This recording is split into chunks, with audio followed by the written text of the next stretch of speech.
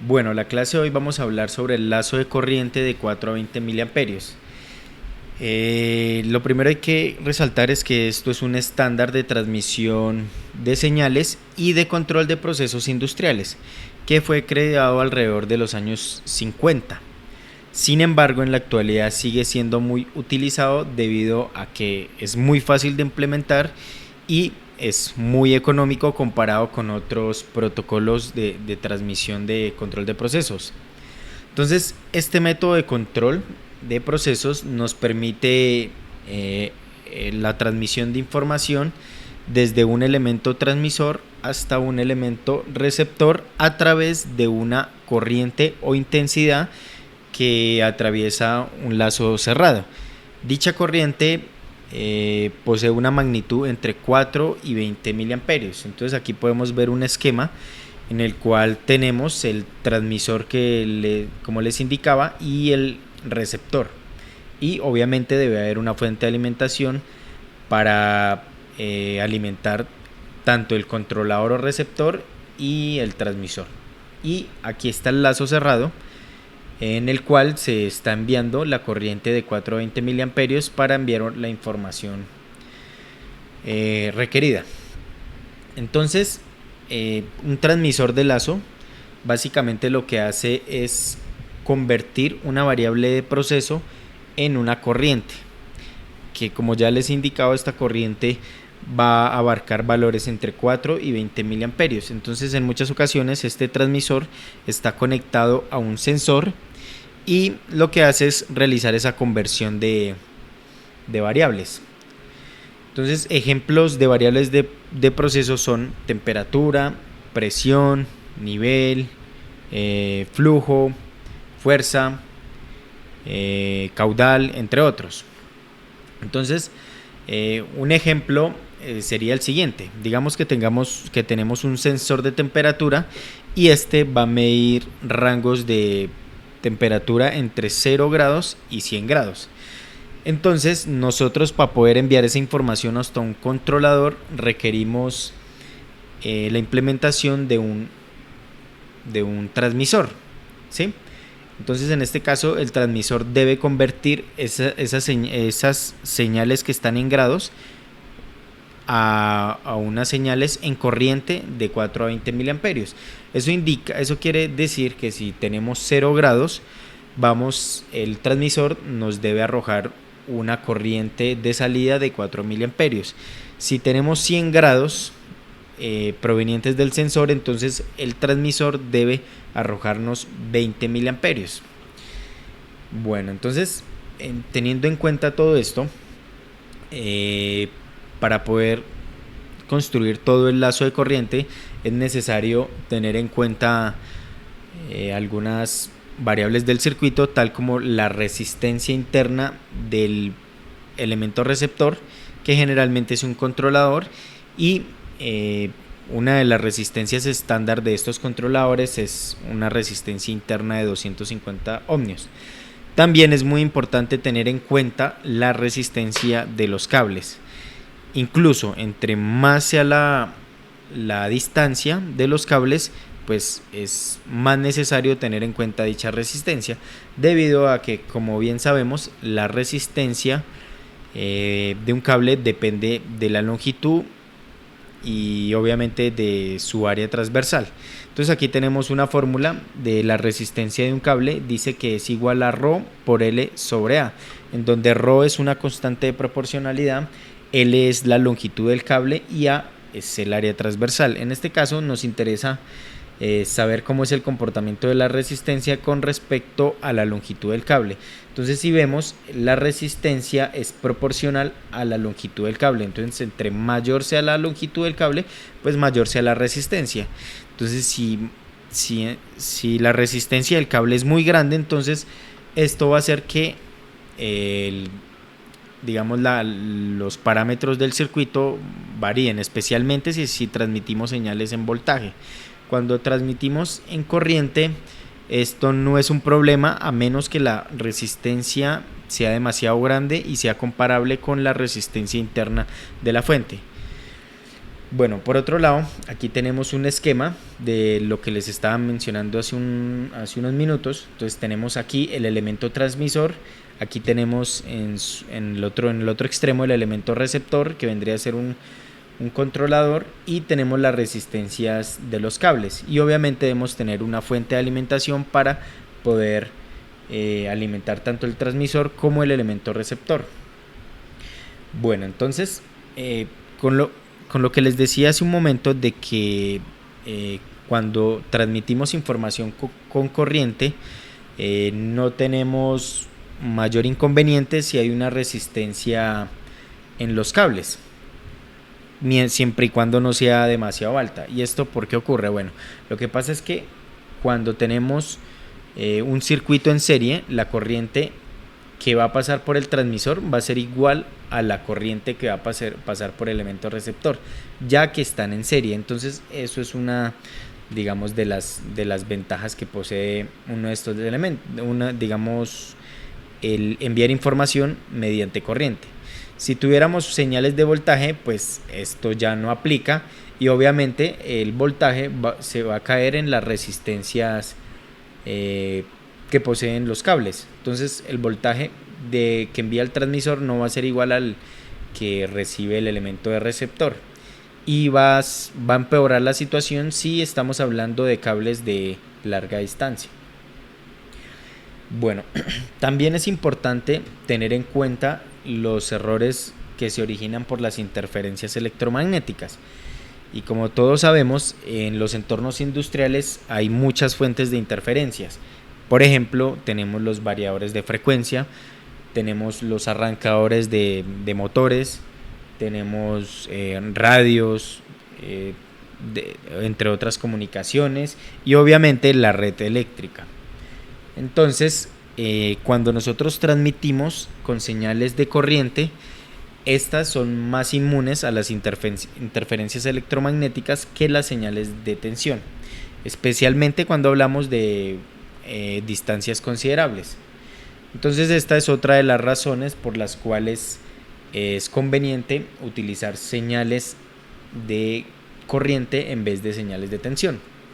Y la más importante es la que les mencionaba anteriormente, de que la corriente que envía el transmisor es la misma que va a recibir el elemento receptor. ¿Listo? Debido a que se conforma un circuito en serie. Esto es un circuito en serie.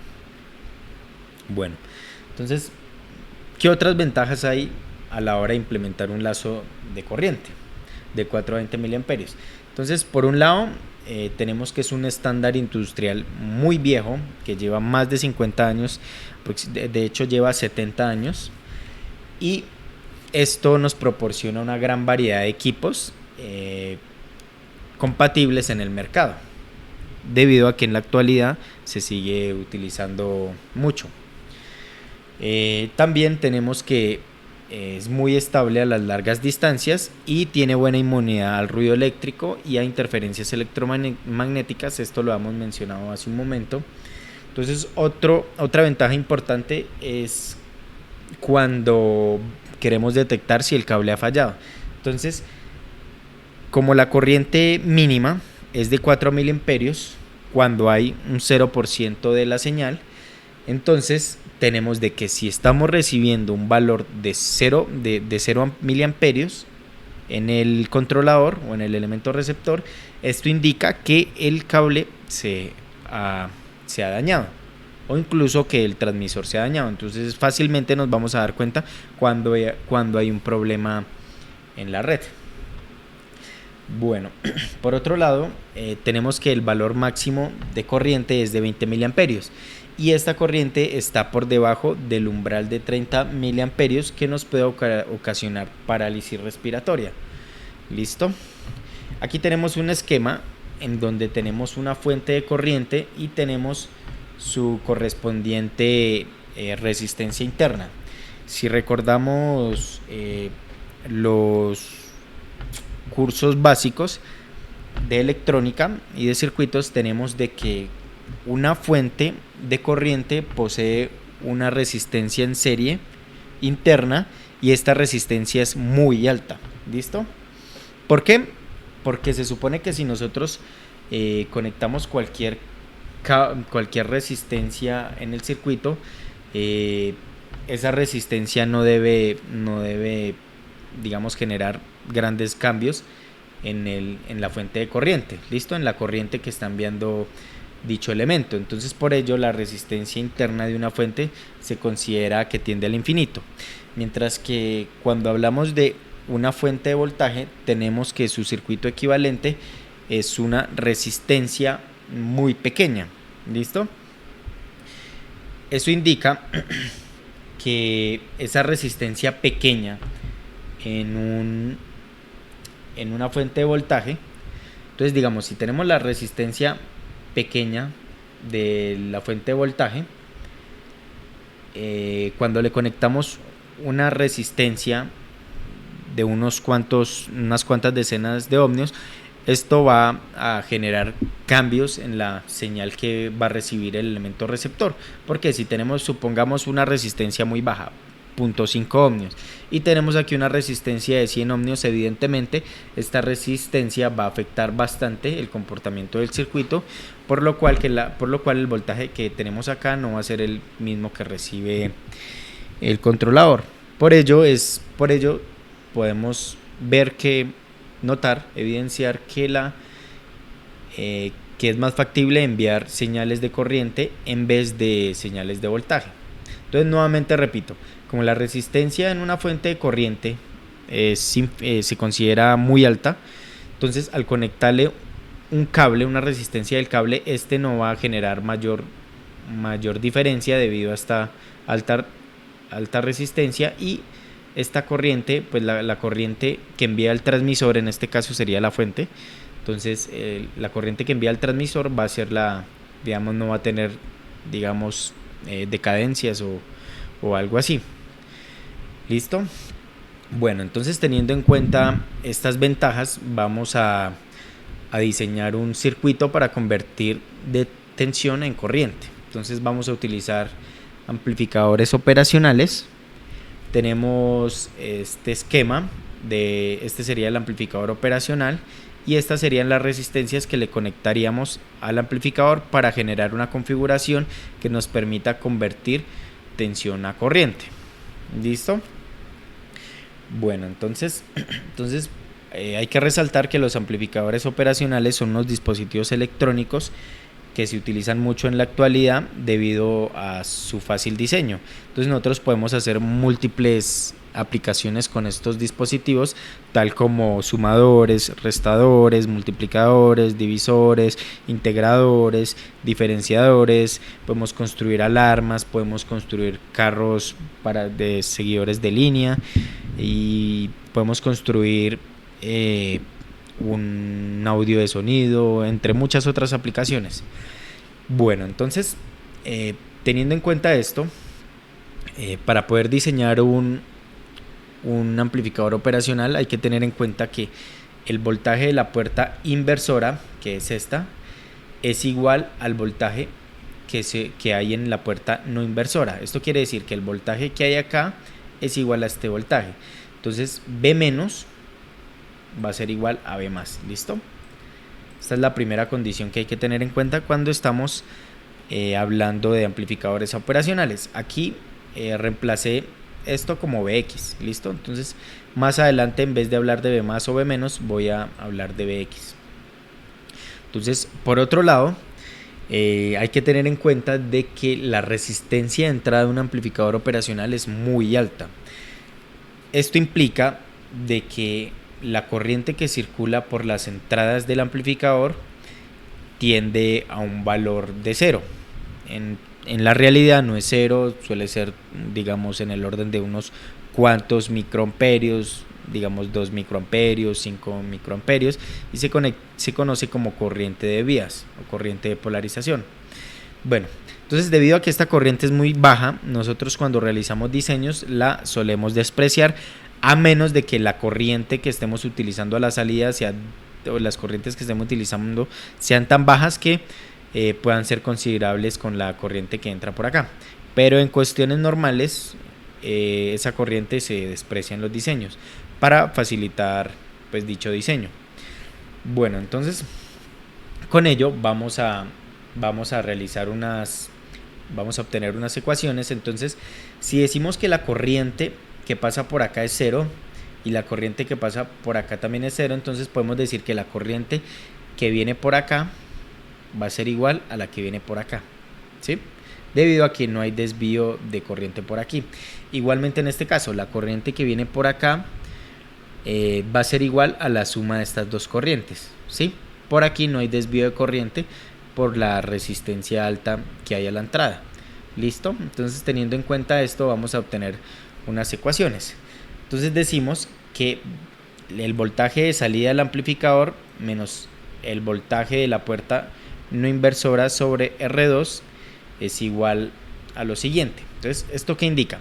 Que el voltaje que hay acá menos el voltaje que hay en la puerta inversora o en B menos, entonces BO menos B menos sobre R2 va a ser igual a la corriente que entra por acá. Entonces fíjese que lo que estamos haciendo es obteniendo la corriente. Entonces estamos diciendo la corriente que pasa por acá es igual a la corriente que pasa por acá. ¿Y cómo obtenemos la corriente que hay acá? Pues fácilmente el voltaje que cae sobre la resistencia, sobre dicha resistencia. Entonces sería BO menos B menos sobre R2, que es esto que vemos acá a continuación. Lo siguiente, esa corriente va a ser igual a esta. Entonces tenemos que es igual a B menos 0 voltio, porque aquí hay tierras, menos 0 voltios sobre R1, lo que tal como tenemos acá. Entonces aquí tendríamos la primera ecuación. Ahora vamos a obtener la ecuación por el lado de la puerta no inversora. Entonces tenemos que la corriente que pasa por acá es igual a la suma de estas dos corrientes. Entonces sería Bin menos B más sobre R4, que sería la corriente que atraviesa acá, es decir, la diferencia de potencial sobre dicha resistencia. Entonces BI menos B más sobre R4, ¿qué es esto? BI menos B más sobre R4 va a ser igual a la corriente que viene por acá. Esta corriente la vamos a dejar tal como es, la vamos a denominar como I sub L, que es la que nos va a interesar calcular. Entonces va a ser igual a IL, que es esta corriente, más la corriente que viene por acá, que será B más menos BO sobre R3. B más menos BO sobre R3. Y el IL que les indicaba. Bueno, entonces ahí tendríamos la ecuación de ese circuito que está planteado. Entonces ahora, ¿qué es lo que necesitamos? Bueno, lo que nosotros necesitamos es obtener un diseño en el cual la corriente que pasa a través de la carga no dependa de dicha carga, no dependa de dicha resistencia. Es decir, como estamos construyendo, por así decirlo, una fuente de corriente, ¿sí? Tenemos que establecer una corriente sin importar la resistencia. Entonces es como si nosotros estuviéramos construyendo una fuente de corriente. Entonces para ello nosotros tenemos que hacer que el circuito no dependa de esta resistencia. O sea, independientemente de la resistencia que coloquemos acá, el circuito debe garantizarnos una corriente que vamos a establecer con el voltaje de entrada. ¿Listo? Obviamente, claro. ¿Por qué? Porque, digamos, nosotros, por ejemplo, en el caso donde hay cables, esos cables nos van a afectar la resistencia de carga, la resistencia del elemento receptor. Entonces, si nosotros no garantizamos una corriente independiente de la resistencia del elemento receptor, bueno, sí, del resto del circuito, entonces lo que va a ocasionar es que la corriente que inicialmente queríamos enviar no va a ser la que debería, debido a que dichas resistencias nos afectan el circuito. Entonces por ello vamos a analizar el circuito para poder hacer que sea independiente de la carga. Entonces para poder satisfacer dicha condición tenemos que hacer que R1 sea igual a R2 y R3 sea igual a R4. Es decir, R1 igual a R2 y R3 igual a R4. Entonces, ¿por qué? Entonces fijémonos acá. Entonces por un lado aquí, si hacemos R1 igual a R2, ¿qué pasa? Al hacer estas iguales, nosotros podemos entonces pasar, digamos que ambas las vamos a colocar como R1, porque son iguales. Entonces, digamos, R1 es esta y esta también es R1. Entonces, esta que está viendo la pasamos a multiplicar. ¿Qué pasa? Se van a cancelar entre ellas dos. ¿listo? Entonces como se cancelan entre ellas dos, ¿qué va a pasar? La ecuación que nos va a quedar es esto: BO menos BX va a ser igual a BX, ¿listo? Entonces luego pasamos este BX negado al otro lado a sumar, entonces BX más BX va a ser 2BX. Entonces obtenemos por un lado esta ecuación: BO es igual a 2BX. Entonces ahí, digamos, ya hacemos que el circuito no dependa, pues estamos suprimiendo las resistencias para que no esté dependiendo de dichas resistencias. Ahora toca obviamente continuar digamos el diseño para poder realizar dicha operación, dicha condición. Entonces lo otro es que tenemos que hacer que R3 sea igual a R4. Entonces fijémonos qué pasa cuando R3 es igual a R4. Entonces reemplazamos con un mismo valor, decimos que R4, ponemos R4 en ambos lados. Entonces estamos trabajando con esta ecuación. ¿Y qué estamos haciendo? Ponemos ambos como R4 y vamos a empezar a operar. Entonces vamos a reemplazar B más como BX, al igual que lo hicimos en la anterior ecuación, que era esta de acá. Estamos trabajando en la ecuación 1 y reemplazamos B menos como BX. Aquí igual vamos a hacer lo mismo. Vamos a reemplazar estos B más con BX. Listo, entonces ¿qué obtenemos? Bueno, entonces como tenemos que BO es igual a 2BX, que fue lo que obtuvimos en la ecuación 3, entonces la reemplazamos acá y al hacer esta operación, ¿qué nos queda? Un menos BX, ¿sí? Acá nos queda un menos BX y el resto lo dejamos igual por ahora. Ahora sí podemos proceder a operar. Fíjense en que este término es igual a este término que hay acá. Esto indica que al pasar este que está restando al otro lado a sumar, lo que va a hacer es que se van a cancelar este término con este término.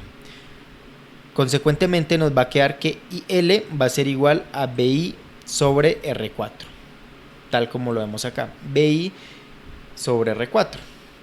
Entonces fíjense que la corriente de carga, la corriente que atraviesa la resistencia RL, es independiente de dicha resistencia y depende de la resistencia R4, depende de la resistencia R3 y R4 que nosotros ubiquemos. Entonces por ello fue que nosotros también eliminamos R2 y R1 para hacer que el circuito dependa solo de una resistencia y no dependa de varios términos, de tal manera que se simplifique el diseño del circuito. Bueno, entonces ya teniendo digamos explicado el circuito, ya vamos a realizar un ejemplo de un diseño de un transmisor de voltaje a corriente, teniendo en cuenta estas ecuaciones. Entonces el problema es el siguiente: tenemos una señal que proviene de un sensor y esta debe ser enviada a un controlador a una distancia de 100 metros. Debido a que la distancia es considerable, se requiere transmitir la señal en corriente. Entonces, como les decía, si la distancia es muy pequeña y la corriente del cable es muy baja, nosotros podríamos sin ningún problema enviar la señal en voltaje. ¿Listo? Pero en este caso tenemos que la distancia es bastante considerable, son 100 metros. Entonces enviar una señal de voltaje en estas condiciones no es para nada óptimo. Entonces por ello implementaremos un transmisor, un lazo de corriente de 4 a 20 miliamperios. Listo. Y el ejercicio nos dice que los voltajes de salida del sensor varían entre 1 y 5 voltios. Entonces supongamos que es un sensor de temperatura y de acuerdo a dicha temperatura sus valores extremos van a arrojar entre 1 y 5 voltios, ¿sí? Generalmente los sensores electrónicos nos envían señales de voltaje o en algunas ocasiones señales de corriente. Entonces en este caso tenemos un sensor que nos envía voltaje. Entonces lo que tenemos que hacer es diseñar un circuito como el anterior y de tal forma que nos garantice estos 4 y 20 miliamperios cuando es 1 y 5 voltios. Entonces vamos a obtener la resistencia R4 partiendo de esta ecuación, ya que tenemos la corriente de carga y tenemos el voltaje de entrada. Entonces la resistencia R4 va a ser igual al voltaje de entrada, en este caso voy a utilizar el voltaje de entrada mínimo, sobre la corriente, que es esta misma fórmula. Entonces el voltaje de entrada mínimo es 1 voltio y qué corriente debe pasar en ese momento, debe pasar 4 miliamperios. Entonces sobre 4 miliamperios esto nos da un resultado de 250 ohmios. Listo, incluso también podríamos hacerlo con el voltaje I máximo. Entonces el voltaje I máximo sería 5 voltios sobre los 20 miliamperios y en este caso nos da también 250 ohmios. Entonces aquí debo recalcarles o resaltar de que este diseño así tal como lo hicimos, únicamente implementar digamos esto así de forma básica, nos va a funcionar cuando digamos los valores sean lineales. Entonces en este caso fíjense que aquí hay una proporción de 1 a 5, igual de 4 a 20 miliamperios hay una porción de 1 a 5, porque 20 dividido entre 4 son 5 y 5 entre 1 pues son 5, entonces hay una relación de 1 a 5. Entonces como hay una relación de 1 a 5 en ambos nos permite digamos concordancia en el ejercicio, pero supongamos que si tuviéramos 10 voltios en este caso ya no nos funcionaría así el circuito, tocaría agregarle otras cosas. Entonces por ejemplo 4 miliamperios cuando es un voltio y 5 y cuando sea 10 voltios que nos va a dar 40 miliamperios, en este caso no nos funciona.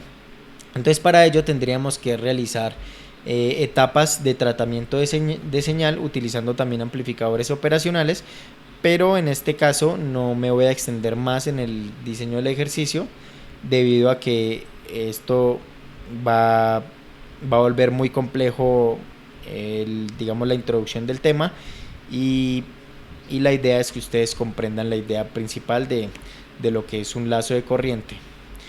Bueno, entonces listo, entonces continuamos. Entonces aquí lo único que estoy haciendo es comprobando la condición 1 y 2. Entonces la primera condición es que la corriente de carga cuando es 1 voltio teniendo una resistencia de 250 obtenemos 4 miliamperios y cuando tenemos 5 voltios la corriente resultante es de 20 miliamperios. Aquí es comprobando de que concuerden los valores. Bueno, entonces vamos a simular el circuito y verificar que nos funciona. Entonces recordemos que la resistencia R1 y R2 deben ser iguales. En este caso yo las puse de 100 ohmios, ustedes pueden poner 200 ohmios, 50 ohmios, va a depender del circuito. Y R3 y R4 deben ser iguales. ¿Listo? Entonces R4 si la calculamos y decía que debía ser de 250 ohmios para poder obtener dichos valores de acuerdo al voltaje de entrada. Entonces tenemos primero vamos a colocar una resistencia de carga de 250 ohmios y vamos a verificar que los valores nos concuerdan. ¿Por qué 250 ohmios en la carga? Bueno, esto es básicamente porque los controladores generalmente tienen una resistencia interna de 250. La R4 y R3 fue calculada para que no se confundan con esta. Entonces fijémonos, cuando tengo una fuente de entrada de 1 voltio, efectivamente con el simulador obtengo 4 miliamperios a la salida de la carga.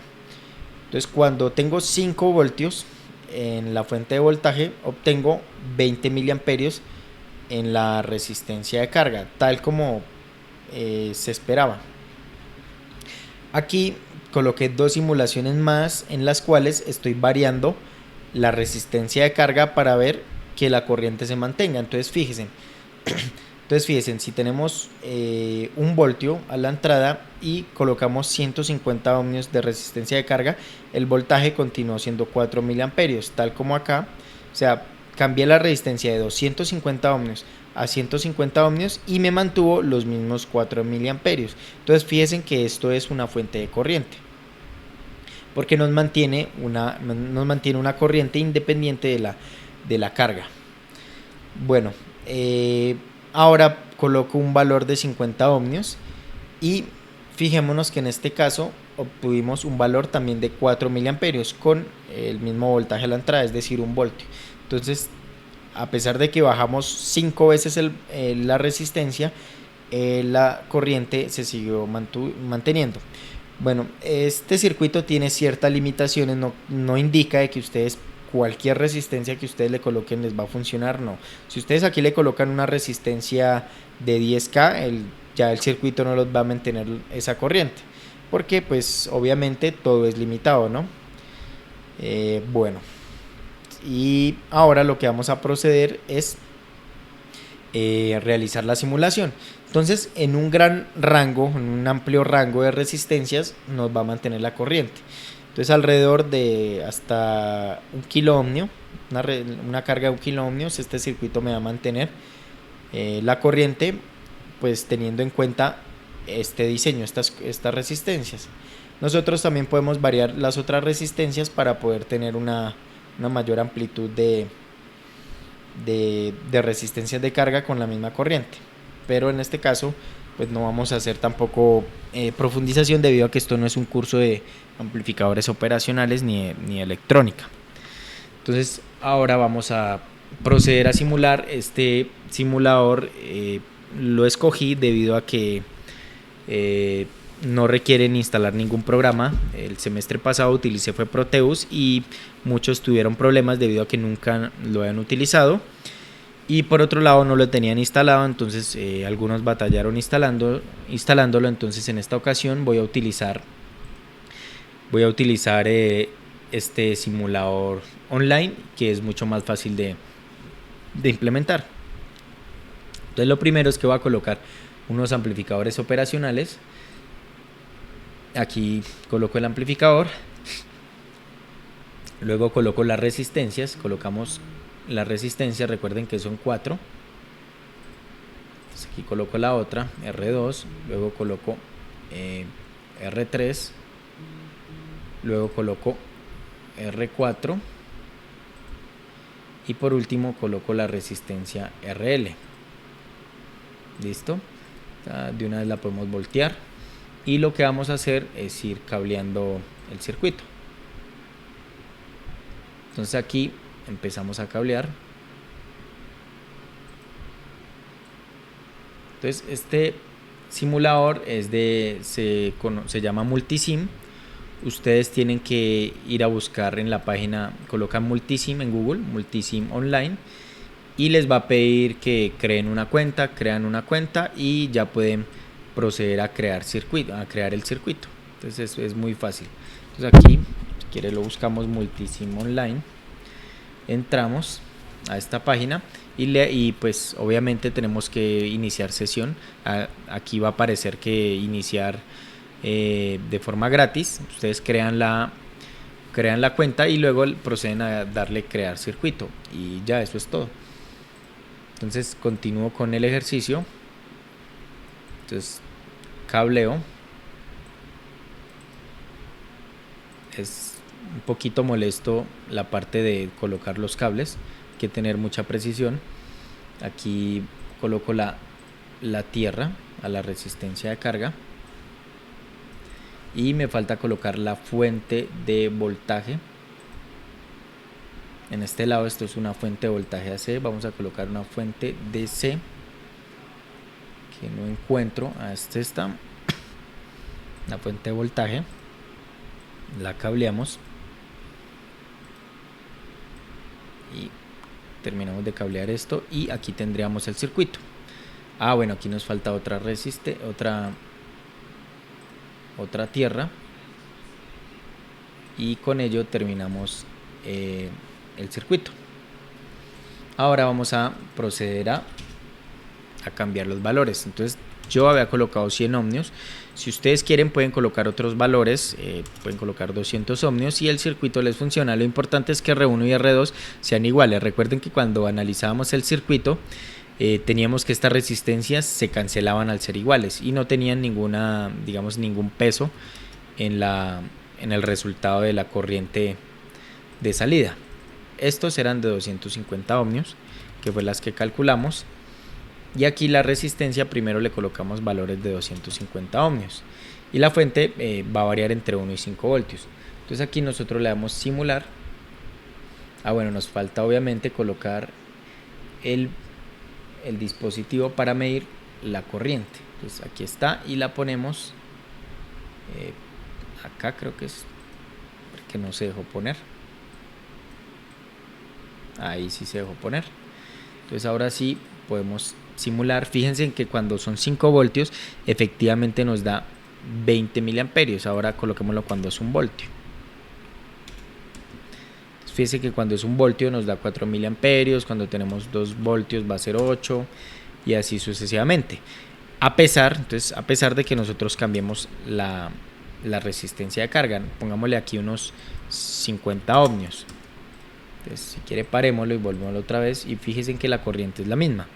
Entonces, eso no, digamos, construir un circuito que nos mantenga una corriente a la salida independientemente de la carga no es fácil, debido a que ustedes saben que la corriente depende de la resistencia, ¿no?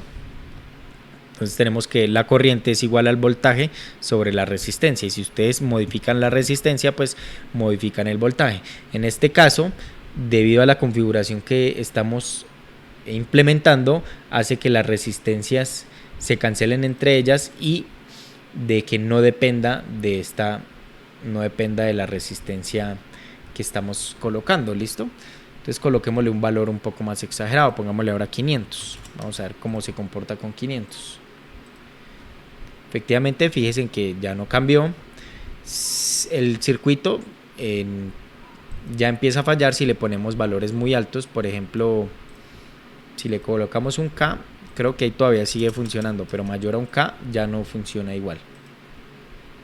¿Listo? Entonces pongámosle ya, digamos, 5000 ohmios y se van a dar de cuenta que el circuito ya no funciona, ya no logra funcionar.